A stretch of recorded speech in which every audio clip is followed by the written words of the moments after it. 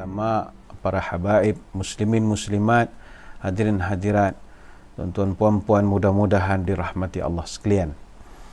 InsyaAllah pada kesempatan malam ini kita akan membicarakan satu tajuk yang dibawakan kepada kita oleh rakan-rakan dari Jari Tajwid, iaitu berkenaan pencinta Al-Quran.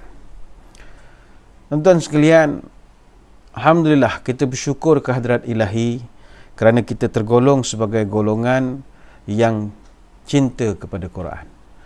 Tetapi apakah maksud sebenar yang dikatakan sebagai pencinta Quran? Seorang yang nak dikatakan sebagai pencinta Quran, antara kriteria yang paling asas adalah dia mesti suka mendengar Quran. Andai kata bila mendengar ayat-ayat Al-Quran, kita merasakan bahawa ianya sesuatu yang membebankan, rasa lambat masa berlalu bila mendengar bacaan-bacaan ayat Quran oleh imam misalnya di dalam solat, maka kita belum lagi boleh tergolong sebagai golongan yang dipanggil pecinta Quran.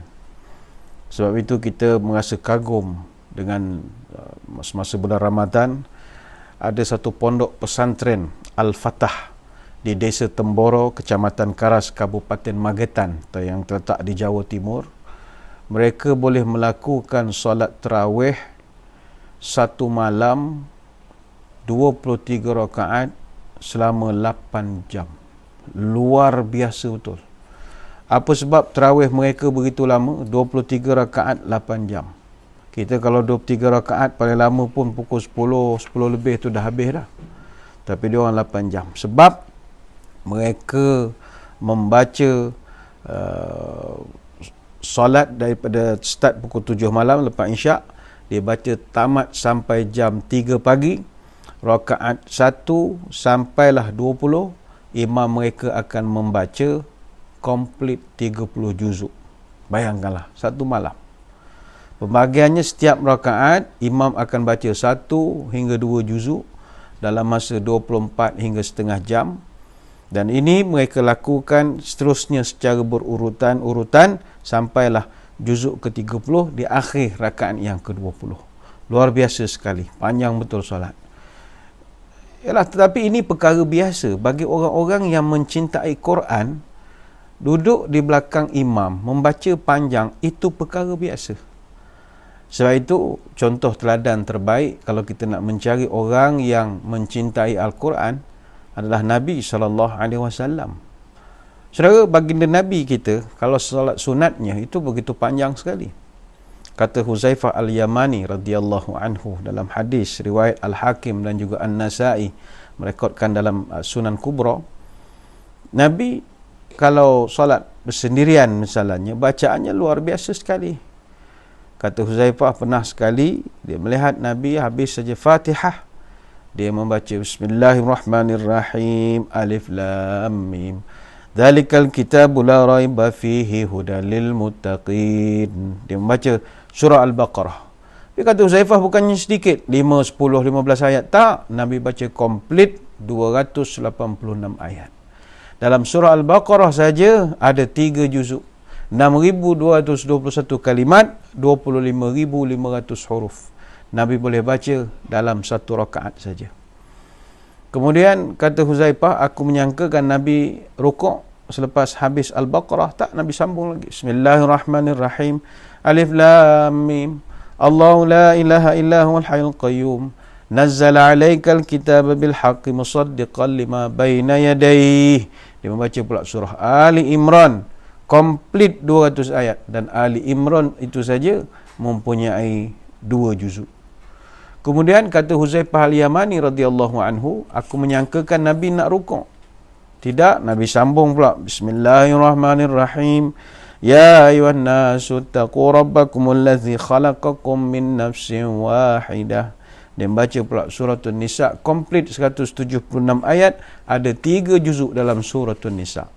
Ini berarti baginda Nabi, kata Huzaifah, dalam satu rakaat saja Nabi boleh membaca 662 ayat. Rakaat pertama saja. Kenapa ada kehebatan sebegini? Kerana cinta kepada Quran. Mungkin ada orang kata, oh itu solat sunat Ustaz. Kalau solat fardu itu kan Nabi baca pendek-pendek. Ya, memang benar kita akui bahawa Nabi menegaskan, iza amma ahadukum nas falyukhaffif. Kalau kamu menjadi imam kepada orang ramai, maka hendaklah diringkaskan sembahyang kamu. Tetapi Nabi SAW ketika dia melakukan solat jemaah, solat fardu, bacaannya tidaklah sependek kita. Yang Nabi maksudkan ringkas tu jangan terlampau panjang. Tetapi tidaklah Nabi itu sendiri bacaannya pendek, tidak. Apakah bacaan Nabi di dalam solatnya?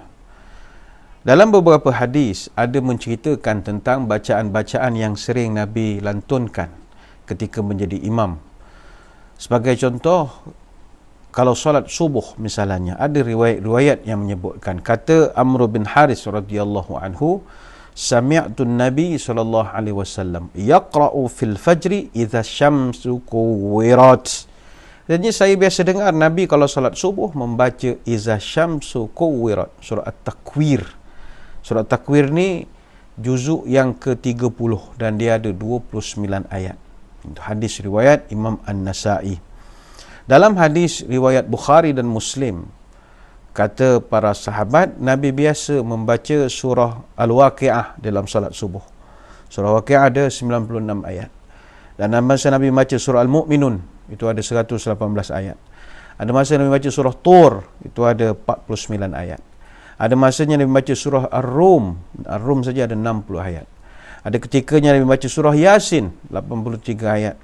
Dan ada ketika Nabi membaca surah As-Saffat, 182 ayat. Bagi kita mendengar 182 ayat ni begitu panjang sekali. Tapi bagi para sahabat, surah As-Saffat walaupun ayatnya ada 182, tapi sahabat menganggap bacaan itu biasa saja, kata para sahabat. Itu solat subuh Nabi. Kalau solat zuhur pula macam mana? Mungkin ada yang kata, oh agak sembahyang zuhur Nabi pendek-pendek saja bacaannya. Ada satu riwayat, kata Abu Sa'id Al-Khudri radhiyallahu anhu, laqad kanat salatu zuhri tuqam. Satu ketika solat zuhur telah pun diiqamatkan. Habis azan, kemudian iqamah. Kemudian kata dia, fayadhhabu zahibu ilal baqi'. Tiba-tiba ada satu orang daripada jemaah kami, para seorang sahabat, dia telah pergi ke Baqi'. Perkuburan Baqi'. Kuburan Baqi' ini bagi kita yang pernah ziarah Madinah, terletak lebih kurang dalam 300 meter lah daripada makam Nabi atau rumah Nabi. Lebih kurang dalam 4 minit berjalan kaki. Jadi sahabat ni pun pergi ke Baqi'. Fayaqdi hajatahu thumma yatawadda'. Sampai di Baqi', rupanya dia pergi ke sana untuk melepaskan hajatnya, buang air. Thumma yatawadda'. Kemudian dia berwuduk. Thumma ya'ti wa Rasulullah sallallahu alaihi wasallam fi rak'atil ula mimma yutawwiluha. Dan ketika dia dah habis buang hajat, siap berwudu, balik semula ke Masjid Nabawi untuk nak solat berjemaah, dan dia mendapati Nabi masih di rakaat pertama. Solat zuhur. Solat zuhur. Sebab itu tidaklah pendek pun bacaan Nabi walaupun solat fardu. Cuma dalam riwayat-riwayat ada yang menyebutkan pelbagai. Ada masa Nabi dalam solat zuhur, ketika ditanya apa yang dibaca, ada masa Nabi baca surah At-Tariq. Surah At-Tariq ini 17 ayat. Ada masa Nabi baca surah Al-Buruj. Buruj ada 22 ayat. Ada ketika Nabi baca surah Al-Lail, ada 21 ayat. Itu solat zuhur. Kalau solat asar, kata para ulama, dalam beberapa hadis ada disebutkan, solat maghrib, asar, zuhur, hampir lebih kurang riwayatnya. Kalau solat maghrib, kata para ulama, antaranya satu hadis daripada Jubair bin Mut'am radhiyallahu anhu disebutkan, sami'tu Nabi sallallahu alaihi wasallam yaqra fil maghrib bituri. Saya biasa mendengar baginda Nabi dalam solat maghribnya membaca surah At-Tur. Surah At-Tur ni saudara-saudari sekalian, juzuk yang ke-27 dan dia ada 49 ayat. Dan kata para sahabat, disebutkan oleh para ulama, Nabi selalu membaca dalam solat maghribnya surah-surah yang tiwalul mufassal.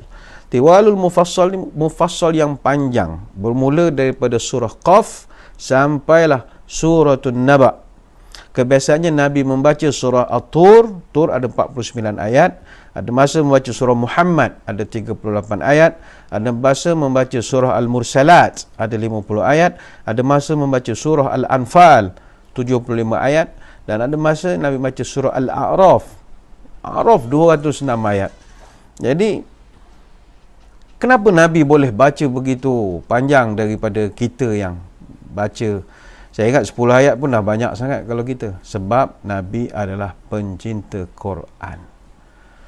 Sebab itu kriteria utama orang yang cinta kepada Quran, dia mesti suka mendengar Quran. Sebab itu bagi orang yang cinta Al-Quran, they enjoy the process. They enjoy the process. Dia, orang kalau dah cinta Quran ini, dia tak kisah result sangat. Dia suka proses, dia enjoy. Macam orang suka main bola lah. Baru-baru ni kita dapat berita kematian legenda bola sepak dunia, Diego Maradona. Jadi orang kalau tengok perlawanan bola sepak ini, orang tak kisah masa Maradona tu menang ataupun tidak. Tapi orang enjoy tengok dia punya permainan. Ya, dia gelecek sampai 10-15 orang. Macam dia boleh badannya ke sana kemari, ya. Dia boleh challenge bola dengan orang yang lebih tinggi daripada dia. Kalah menang cerita lain. Orang enjoy the process. Maka pencinta Quran pun, dia kalau dah sampai tahap enjoy the process, dia solat bacaan panjang pun bagi dia itu seronok bagi dia. Seronok. Dia suka. Kalah menang tidak menjadi masalah pun. Dia tak fikir result. Dia fikir proses dia solat itu, proses dia belajar, proses dia mendengar orang mentaranumkan Quran itu begitu membahagiakan dia. Ini pencinta Quran. Dan sampai satu peringkat, saya ingat ni payah kita nak sampai kedudukan ini. Orang yang cinta Al-Quran, mereka bercakap pun menggunakan ayat-ayat Quran. Ini payah kita nak jumpa. Bila bercerita tentang pencinta Al-Quran ini, ada satu kitab, Alfu Qissat min Qissasus Salihin wa Nawadiruz Zahidin, iaitu kisah tentang, ada Alfu Qissah, ada 1000 kisah mengenai orang-orang yang saleh dan kepelikan hidup, cara hidup orang-orang yang zuhud. Ini kitab karangan Syekh Hani Al-Hajj, dan dalam buku ini ada dicatatkan satu kisah berkenaan seorang wanita tua yang selama 40 tahun dia nekat takkan berkata-kata melainkan menggunakan Quran saja. Itu ada diceritakan. Cerita ini katanya diambil daripada Abdullah Al-Mubarak rahimahullah. Dia ni guru kepada Imam Bukhari. Katanya Abdullah bin Mubarak ini dia sendiri bercerita, pada satu ketika musim haji, dia dah selesai buat haji. Kata Abdullah Mubarak, saya ke Madinah Al-Munawwarah untuk ziarah makam Rasulullah sallallahu alaihi wasallam. Jadi dah selesai ziarah apa semua, dia pun nak balik dah ke Baghdad.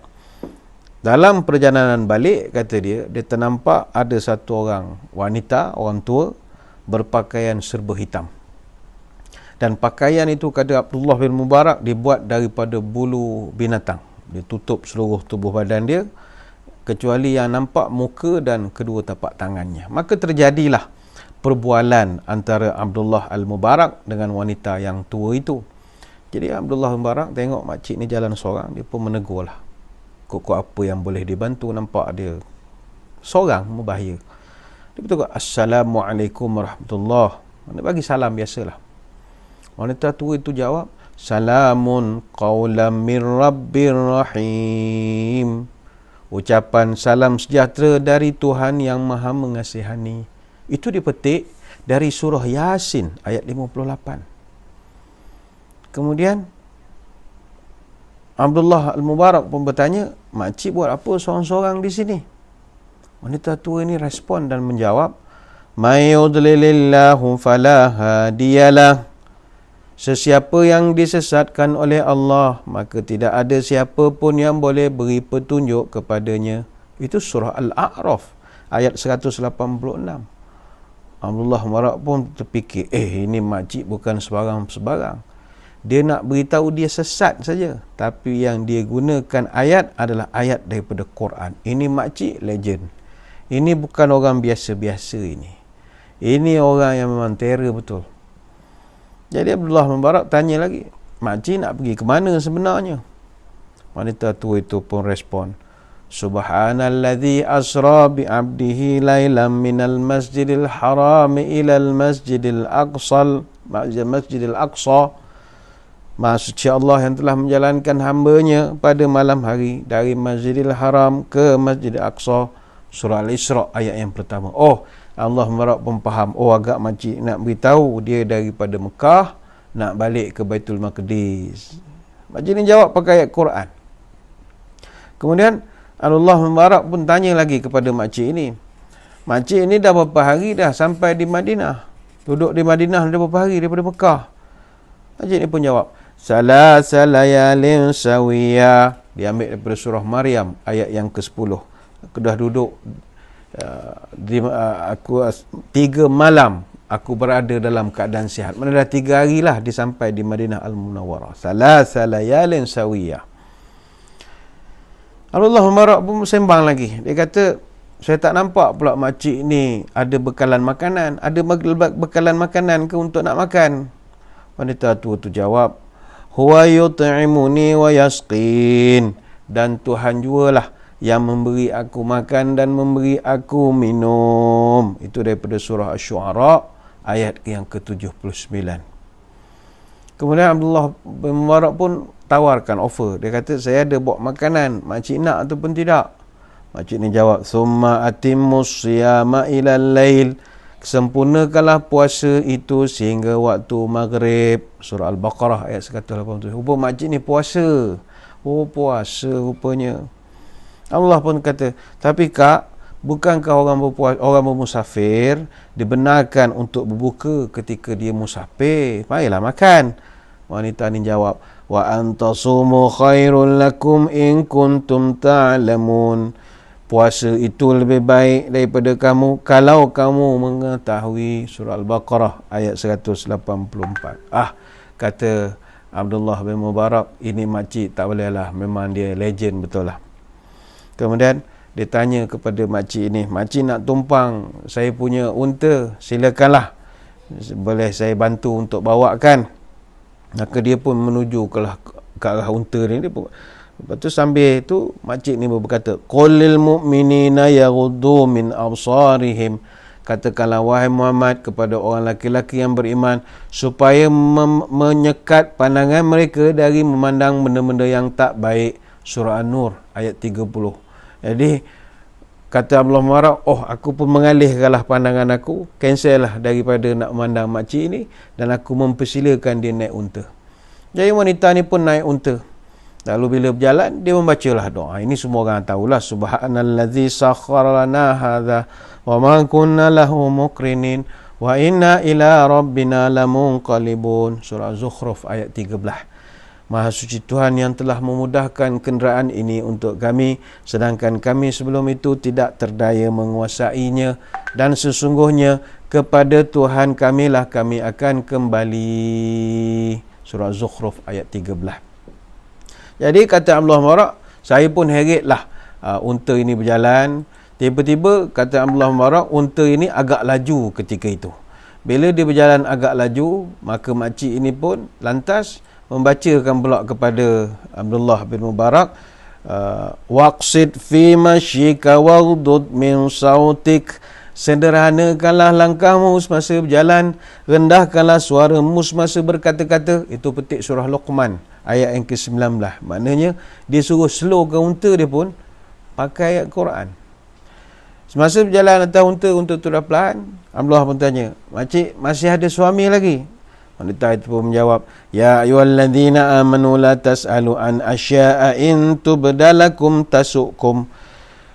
Wahai orang beriman, jangan kamu bertanya perkara-perkara yang kalau diterangkan kepada kamu nescaya akan menyusahkan kamu. Surah Al-Ma'idah ayat 101.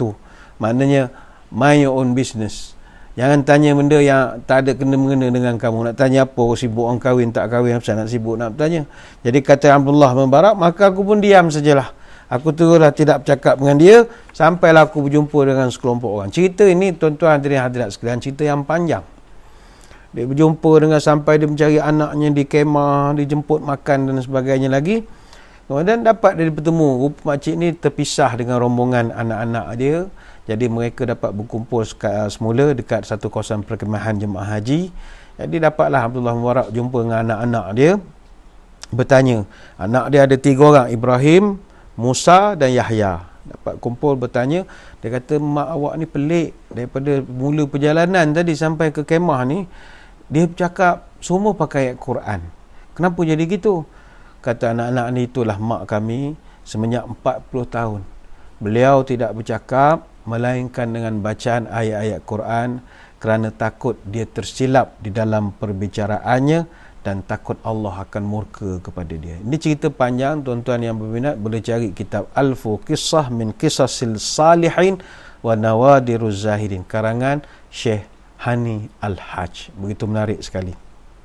Baik, kita kembali nak membahaskan orang yang dikatakan sebagai pencinta Al-Quran ini. Apakah perkara-perkara yang perlu ada pada dia, kriteria yang perlu ada, indikator-indikator orang yang kita katakan sebagai orang yang pencinta Al-Quran. Baik, nombor 1. Orang yang cinta Al-Quran mestilah, tak boleh tidak, dia mesti memiliki Quran. Memiliki Quran.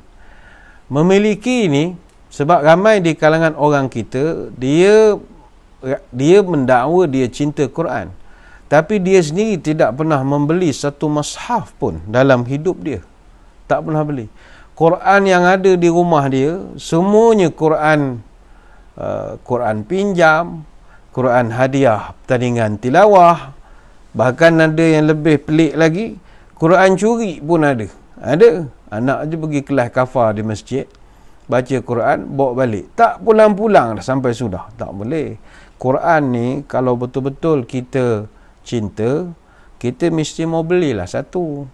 Itu tanda cinta. Sekarang ni, Masya Allah, Quran macam-macam di pasaran sekarang. Rupa-rupa Quran mushaf ni kita panggil. Cantik-cantik, kulitnya pun siap ada zip, bagai-bagai lagi, luar biasa sekali. Dan sekarang ni zaman-zaman canggih, sampai ada peranti, device yang boleh baca Quran. Oh, ini luar biasa sekali. Ada Quran yang jual dalam televisyen, ada pen. Tekan pada ayat ni, mengaji dia. Wah, ini canggih betul. Belilah. Dan elok kalau kita yang cinta Quran ni, beli mushaf tajwidi, beli mushaf yang ada wakaf ibtidak. Tidak mahal pun, kalau saiz A4 kurang RM50 lah boleh dapat, insya-Allah. Jadi beli. Sebab orang yang cinta Quran, dia membeli Quran, memiliki Quran. Kalau kita tengok sejarah para tabi'in dahulu, salafus salih, mereka ini memiliki mushaf dan mereka sangat cinta kepada mushaf Al-Quran. Sebagai contoh terkenal, kisah Sa'id bin Musayyib atau Sa'id bin Musayyab. Dia ini seorang tabi'in senior. Cerita dia yang masyhur, dia ada satu mushaf, satu Quran. Jadi dia ke sana kemari, dia akan bawa mushaf dia. Dia suka sangat. Sehingga dia menjadikan Quran mushaf dia ni sebagai tempat dia menyimpan barang-barang penting. Dokumen dia, duit dia pun dia buat macam beg mushaf dia tu. Jadi dia punya tabiat ini diperhatikan oleh orang-orang yang nak mengambil kesempatan. Jadi satu hari dia pergi sembahyang masjid, dia simpan mushaf dia di tepi, dia solat sunat. Satu orang pencuri, dia dah tahu dah modus operandinya.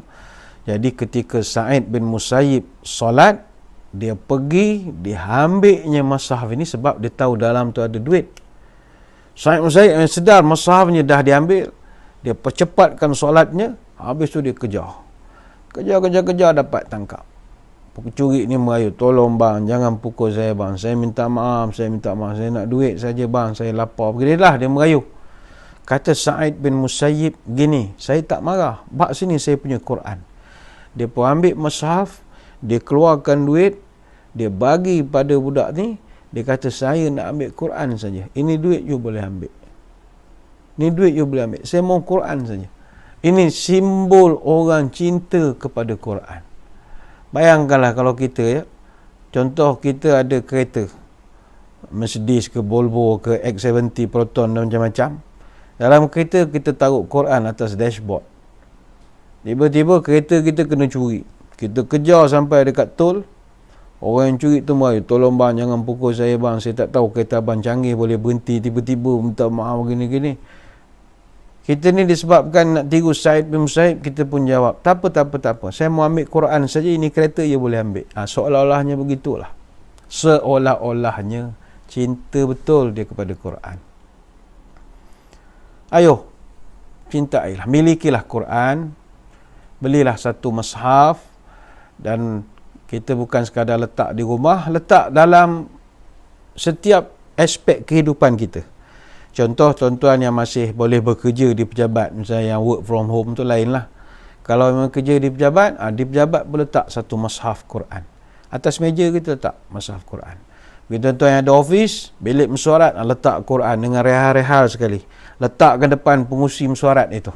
Tempat pengurusi duduk tu letakkan mushaf. Supaya bila mesyuarat jangan cakap benda tengah mengarut, ni Quran ada di depan ni. Awak menipu semua dalam mesyuarat ni, Quran ada di depan ni. Orang kita segan sikit cakap ngarut nak mencarut kalau ada Quran di depan. Di office kita letak, di dalam kereta kita letak, mana sajalah. Hatta dalam kereta pun letak atas dashboard. Beli yang kecil-kecil, yang beli yang besar. Yang kecil tu letak atas dashboard. Mungkin orang yang Cindy akan mengatakan bahawa kau letak Quran baca, tidak juga.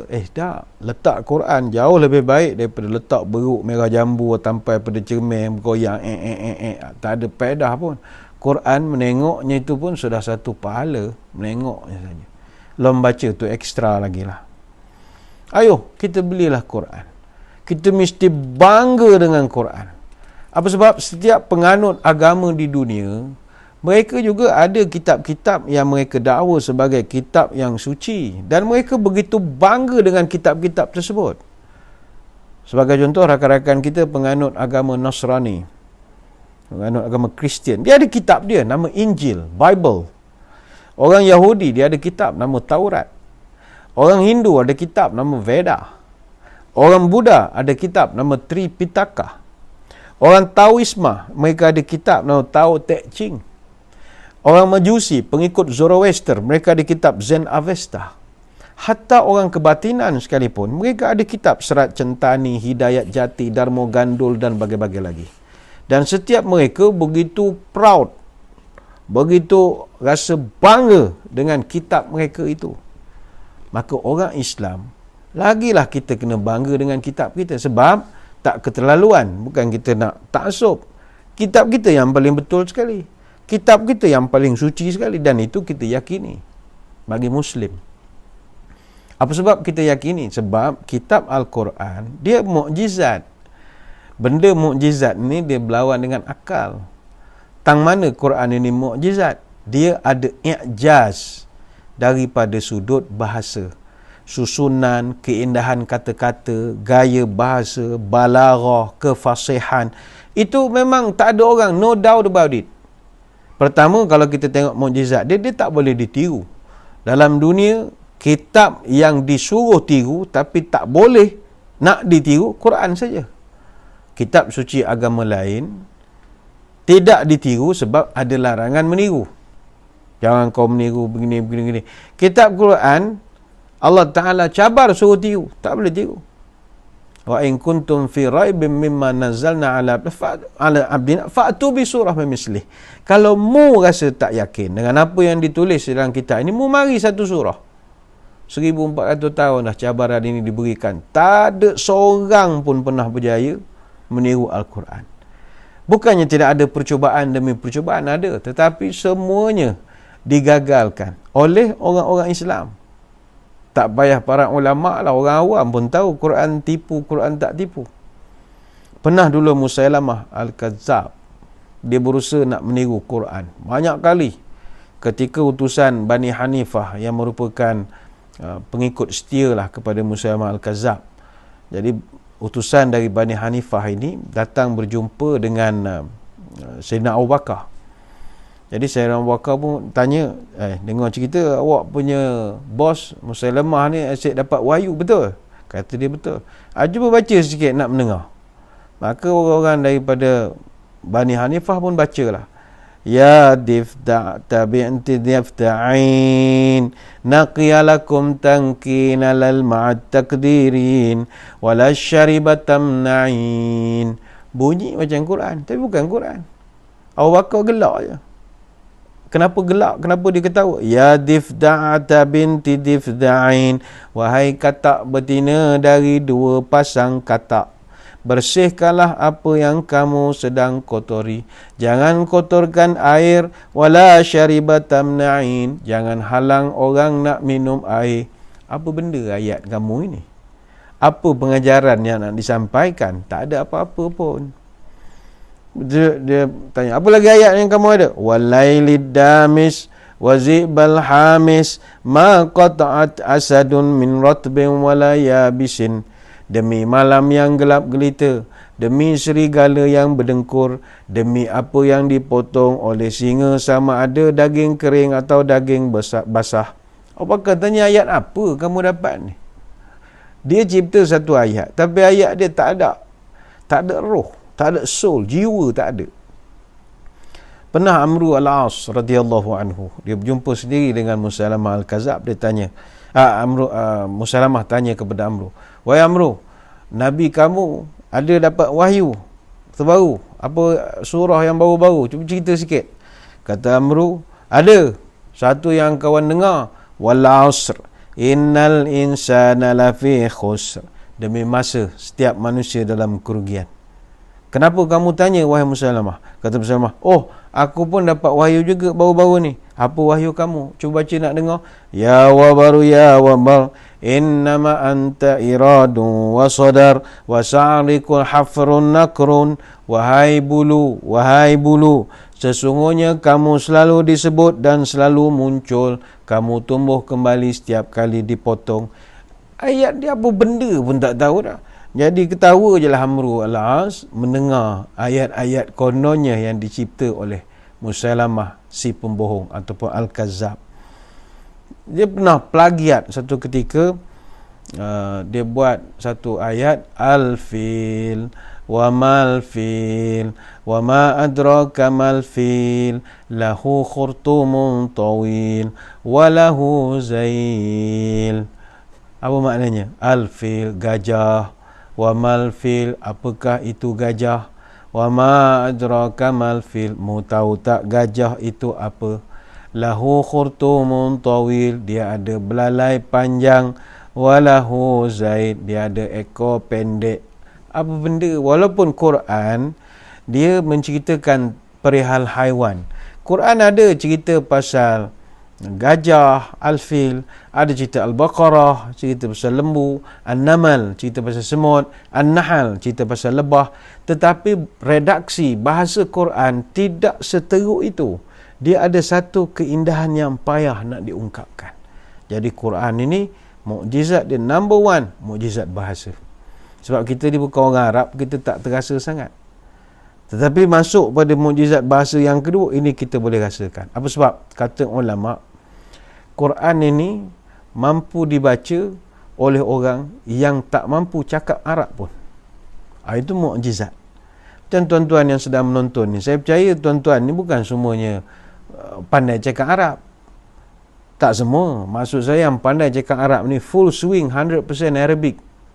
Bukannya sekadar cakap ana nak pergi pasar malam, enta nak kirim murtabak apa. Itu bukan cakap Arab. Cakap Arab ni full swing lah. Betul-betul tahu, tak ramai.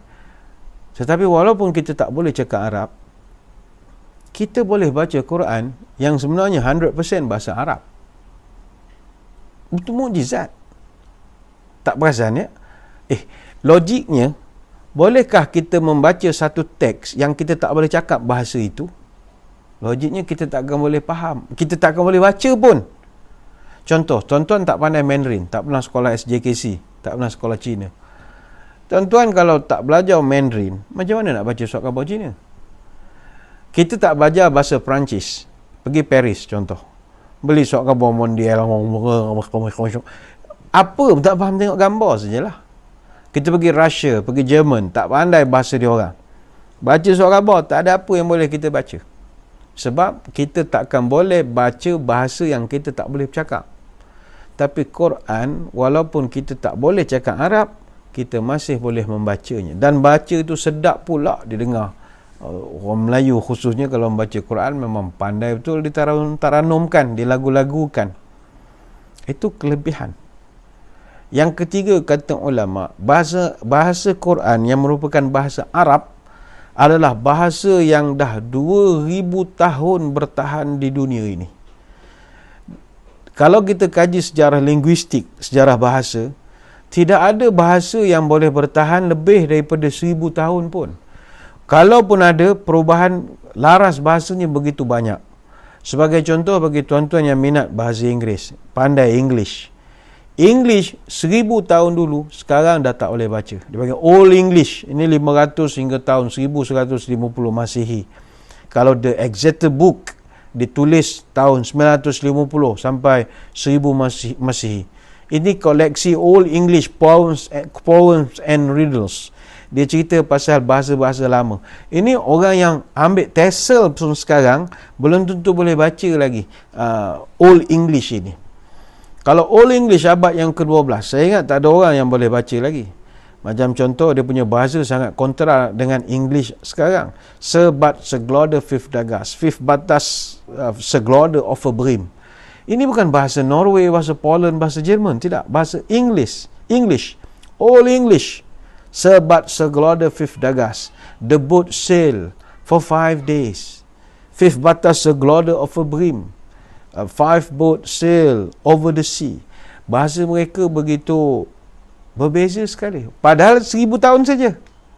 Begitu juga bahasa Belanda. Bahasa Belanda yang dah 300 tahun dulu, dah payah nak dipahamkan. Ini Dutch language, Old Frankish dialects.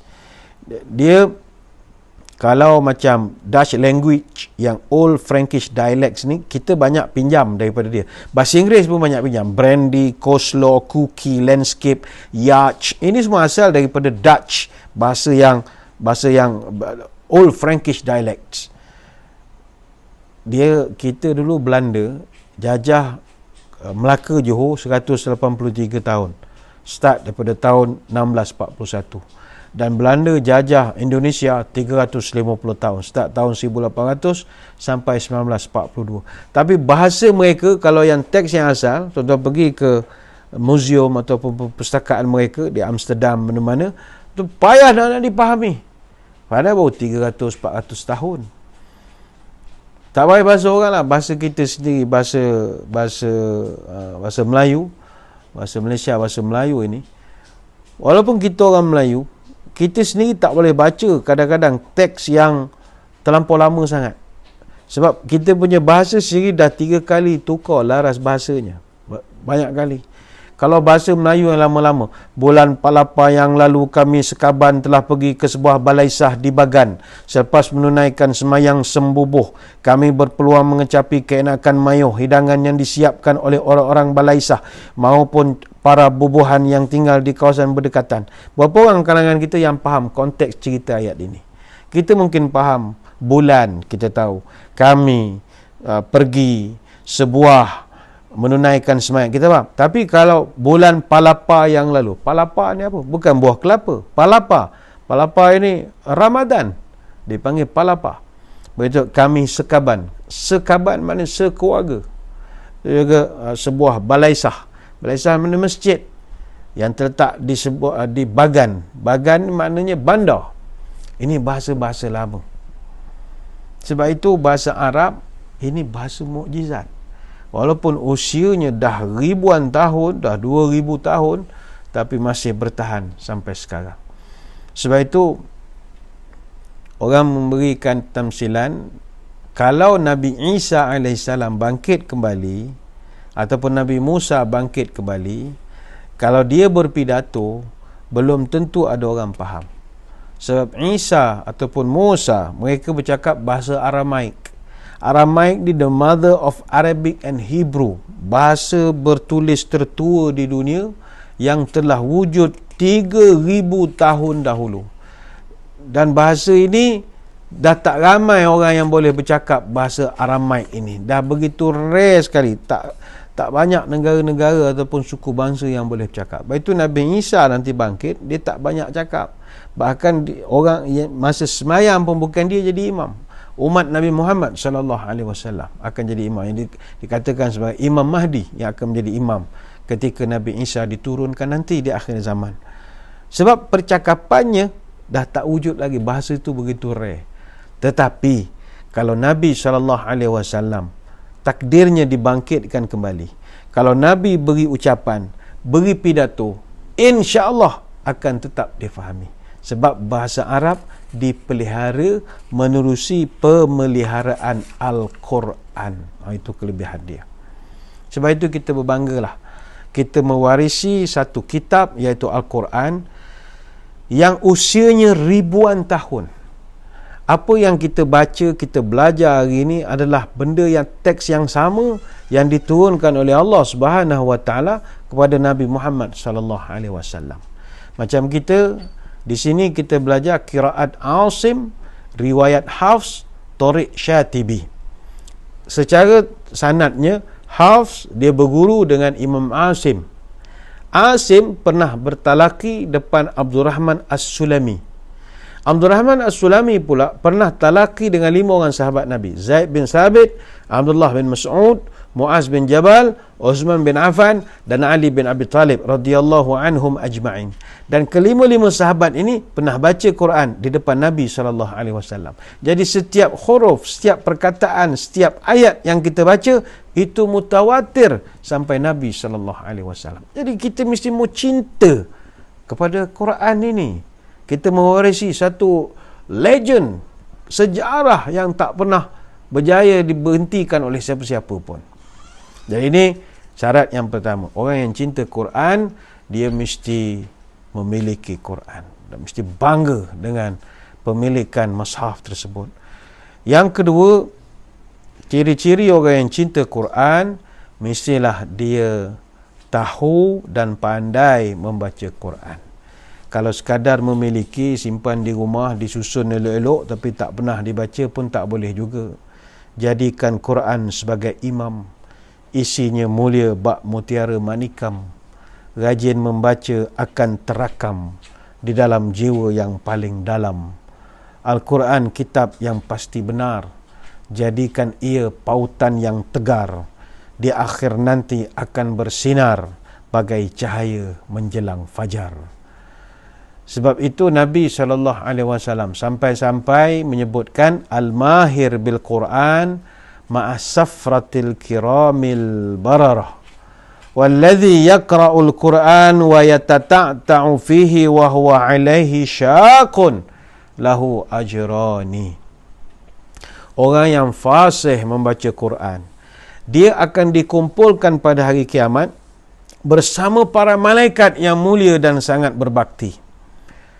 Dan orang yang membaca Quran namun dalam keadaan terhegeh-hegeh, wa yata'ta'u fihi wa huwa alaihi syaqun, dan begitu berat lidahnya nak membaca Quran, pun akan dapat kemuliaan, lahu ajrani, iaitu mereka dapat 2 pahala.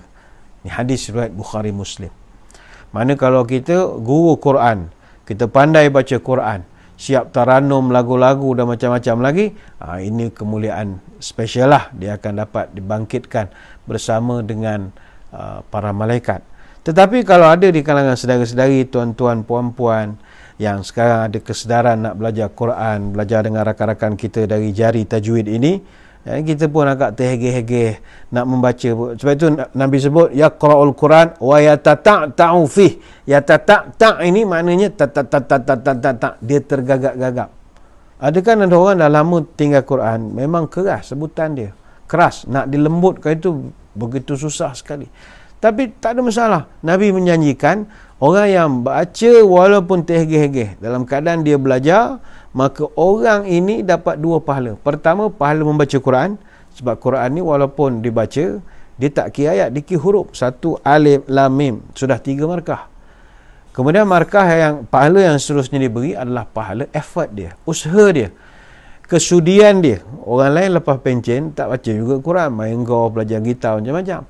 Dia lepas pencen ada juga kesudian nak belajar Quran. start daripada basic balik, baca Iqra kadang-kadang. Tahniahlah kita ucapkan. Orang macam ni dia dapat 2 pahala, kata Nabi SAW. Sebab itu saudara-saudari sekalian, kita mesti berusaha untuk menjadi ahli Al-Quran. Usahalah. Dengan umur kita sekarang ini, apa lagi nak buat? Nak pergi masjid pun susah dalam suasana SOP yang tidak mesra sangat kepada kita sekarang ini. Yalah, kita pun faham, bukan kita nak menentang, tetapi suasana sekarang ni tak begitu selesa untuk pergi berjemaah di masjid atas peraturan-peraturan semasa sekarang ini. Jadi antara ibadah yang boleh kita teruskan tanpa terikat dengan mana-mana peraturan adalah menjadi ahli Al-Quran. Sebab kata ulama, Allah Ta'ala memiliki keluarga di muka bumi. Keluarga Allah Ta'ala adalah ahli Al-Quran. Sebab apa? Mereka ini orang yang suka bergaul, membaca dan mengkaji wahyu-wahyu daripada Allah. Kullun nas sawasiyatun fi maqamil wahid yaumal qiyamah illa hafizul Quran. Yakunul ma'al malaikah ma'asafratil kiramil bararah. Dia ada satu tahap lagi, orang yang hafiz Quran. Semua manusia, kata ulama, darjatnya sama saja ketika hari kiamat. Maknanya raja ke, rakyat ke, pemimpin yang dipimpin, semua sama saja. Kecuali illa hafizul Quran, orang yang hafaz Al-Quran. Sebab mereka ini akan didudukkan bersama para malaikat. Kullun nas yafirruna min ba'dihim yaumal qiyamah illa hafizul Quran yabhasu an walidayhi liyalbazuhum tajan. Semua manusia akan berlari mencari itu dan ini pada hari kiamat, sana berlari sini berlari, kecuali hafiz Al-Quran. Mereka berlari hanya untuk mencari orang tuanya saja. Apa tujuan? Liyalbazuhum tajan, untuk memakaikan ibu bapanya mahkota kehormatan.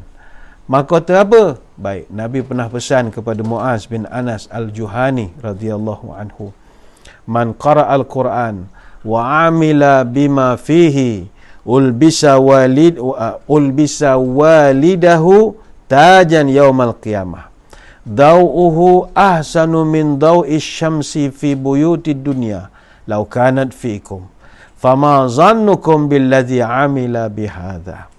Siapa yang membaca Quran dan mengamalkan isi kandungannya, maka pada hari kiamat kedua ibu bapanya akan dipakaikan mahkota. Sinarannya lebih terang daripada cahaya matahari yang masuk ke rumah kita. Lalu bagaimanakah menurut perkiraanmu? Apakah pula ganjaran bagi orang itu yang mengamalkannya pula? Ini hadis riwayat Imam Ahmad dan juga Abi Daud. Jadi Nabi memberitahu, seorang ibu bapa yang mengajar anaknya cinta kepada Quran, dia juga akan dapat mahkota pada hari kiamat. Maka Nabi bertanya, kalau yang menyuruh itu pun dapat, apatah lagi yang mengamalkan itu? Lagilah istimewa ganjaran yang akan diberikan. Cuma saudara-saudari sekalian, satu perkara yang perlu diingat, Nabi berikan amaran.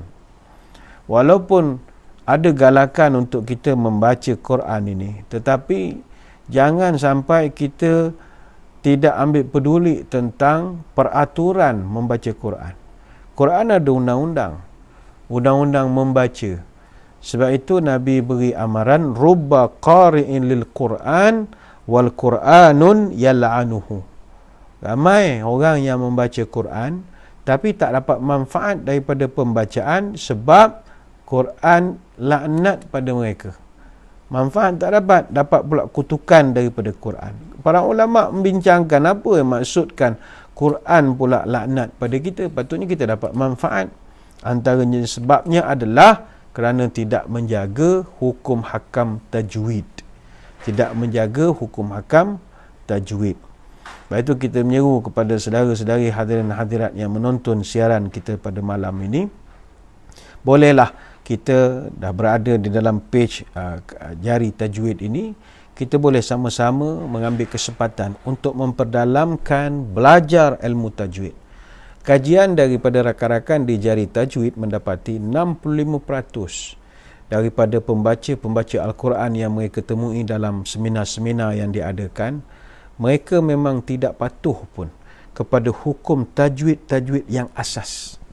Dia tajwid yang asas ni yang izhar halqi, izhar syafawi, izhar mutlak, izhar qamari, idgham, iqlab, ikhfa hakiki, ikhfa syafawi, qalqalah, apa benda ni semua, ini tak boleh tidak, mesti dipelajari. Sebab itu kita boleh belajar tajwid ini dengan kaedah jari tajwid. Begitu baik sekali, ada 32 asas hukum tajwid yang telah distrukturkan secara inovatif. Pembelajaran berasaskan kepada deria VAK. V, visual, pemerhatian, auditory, pendengaran, dan kinestetik, secara pergerakan. Boleh ambil kesempatan lah rakan-rakan kita di jari tajwid, boleh membantu kita. Sebab tajwid ini kalau tak dipelajari dengan baik, boleh merosakkan pembacaan. Itu yang pertama. Yang kedua, Quran mesti dibaca selain daripada tajwid, mesti dibaca dengan berlagu ataupun tarannum. Benda ini tidak wajib, tetapi sangat disukai oleh Allah Subhanahu Wa Taala. Tarannum ni apa ni? Tarannum ni tarannama ya tarannamu, tarannum maknanya berdendang, didendangkan pembacaan itu.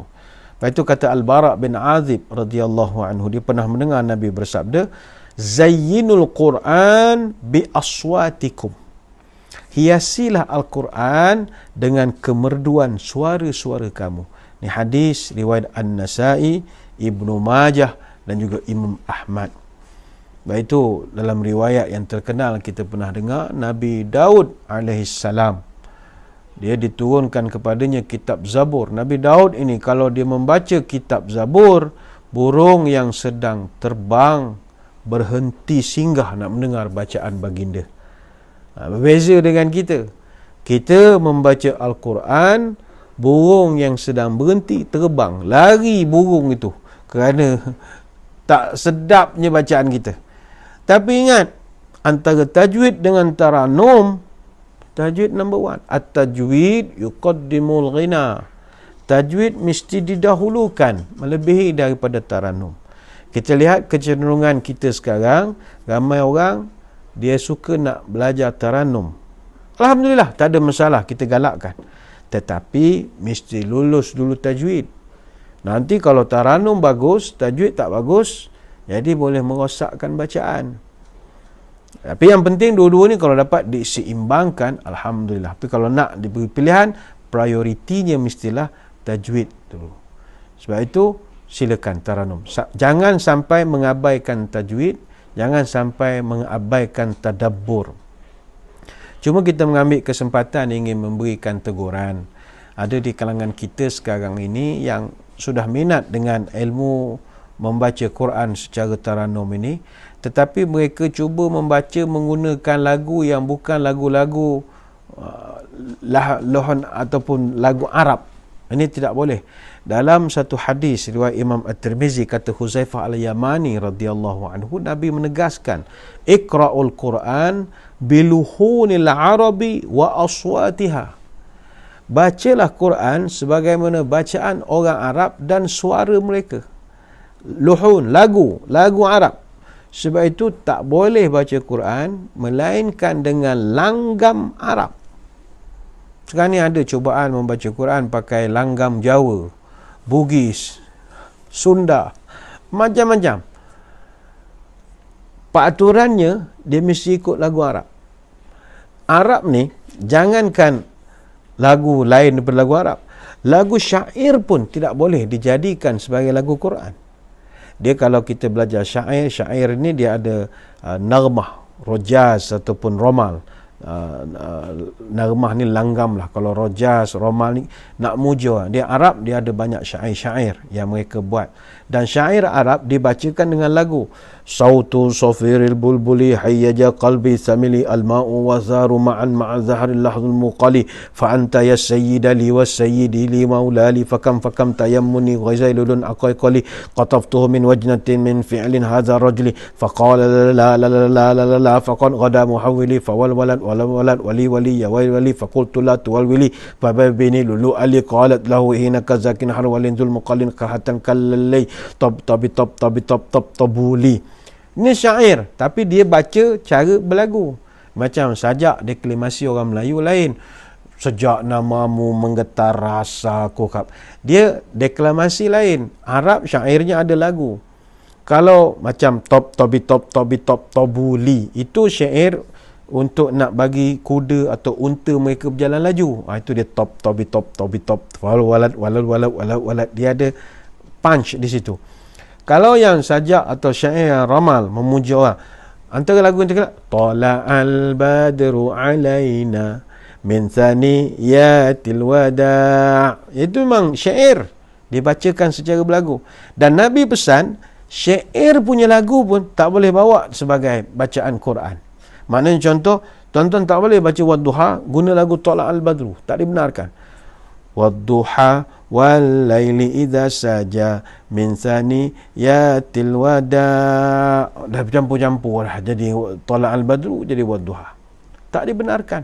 Maka apatah lagi nak membaca dengan taranum lagu Piramli misalnya, Alhamdulillahi Rabbil Alamin Ar-Rahmanir Rahim Maliki Yaumiddin. Dia buat lagu getaran jiwa. Tak boleh. Dia ada undang-undang. Quran dia ada peraturan, dia ada undang-undang, dan ini kita mesti taat. Kalau di Malaysia, susunan taranum yang popular di kalangan qari di Malaysia, 50% daripada qari di Malaysia akan baca dengan susunan bayati, soba, hijaz, nahwan, ros, ataupun bayati, hijaz, nahwan, ros, sikah. Ada 30% yang membaca dengan turutan bayati, nahwan, ros, sikah, jaharkah. Ada 15% membaca dengan turutan bayati, soba, nahwan, ros, sikah. Dan ada 5% membaca dengan turutan bayati, iraqi, hijaz, sikah, ros. Dan ada 3% baca dengan bacaan jerkah. Dia panggil jerkah je, jerkah juga. Alhamdulillah. Macam-macam lah. Sebenarnya banyak kita nak terangkan, tapi masa kita tak dapat nak mengizinkan kita. Yang penting, hadirin hadirat muslimin muslimat sekalian, mari kita jadi pecinta Quran, belajarlah Al-Quran, miliki Quran, belajar membaca Quran, ilmu tajwid, ilmu tarannum, ilmu qiraat, ilmu tafsir, tadabbur, menghayati, barulah menjadi pencinta Quran. Tanpa kita melakukan perkara-perkara yang kita bincangkan tadi, maka tidak ada ertinya sebarang dakwa-dakwi ataupun kata-kata yang mengatakan kita ni benar-benar pencinta Quran. Moga-moga apa yang kita bahaskan pada kesempatan malam ini memberi manfaat kepada kita bersama. Sekali lagi saya mengucapkan ribuan terima kasih di atas perhatian yang sudi diberikan oleh tuan-tuan puan-puan selaku warga Pesh pada malam ini. Dan sekali lagi kita mengucapkan ribuan terima kasih juga kepada rakan-rakan kita dari Jari Tajwid ataupun Asabi' Tajwid, dan juga rakan-rakan dari Genius Interfingers Global Sdn Bhd yang sudi membawakan syarahan pada malam ini. Sebelum kita berpisah, marilah kita sama-sama menadah tangan berdoa. Moga pertemuan kita ini diberikan keberkatan oleh Allah Subhanahu Wa Taala, dan semoga Allah memelihara negeri kita, negara kita, tanah air kita daripada wabak yang sedang melanda sekarang ini. A'udzubillahi minasyaitonirrajim. Bismillahirrahmanirrahim. Allahumma salli ala Sayyidina Muhammadin wa ala alihi Sayyidina Muhammad. Allahumma arzuq baladana khasatan wa sairil biladil muslimina amatan as-sakha' wan nama' wal rakha' wa fadhha bihifdzika min kulli makruh ya rabbal alamin. Allahumma inna na'udzu bika minal baras wal junun wal juzam wa min sayyi'il asqam wa na'udzu bika kalimatillahi tammati min syarri ma khalaq. يا كافي يا شافي يا وافي يا حميد يا مجيد ادفع عنا كل التعب الشديد واكفنا من الحد والحديد والمرض الشديد واكشف عنا من البلاء ما لا يكشفه غيرك اللهم إنا نستغفرك إنك كنت غفارا تحصنا بذي العزة واعتصمنا برب الملكوت وتوكلنا على الحي الذي لا يموت اللهم اصرف عن ولاية وماليزيا وسائر البلاد المسلمين هذا الوباء وقنا شر الدواء ونجنا من جميع أنواع البلاء بلطفك يا لطيف إنك على كل شيء قدير سبحانك اللهم وبحمدك نشهد أن لا إله إلا أنت نستغفرك ونتوب إليك وصلى الله على سيدنا محمد وعلى آله وصحبه وبارك وسلم والحمد لله رب العالمين. Sekadar itu, sekali lagi terima kasih. Wabillahi taufiq wal hidayah. Wassalamualaikum warahmatullahi wabarakatuh. Wallahu a'lam.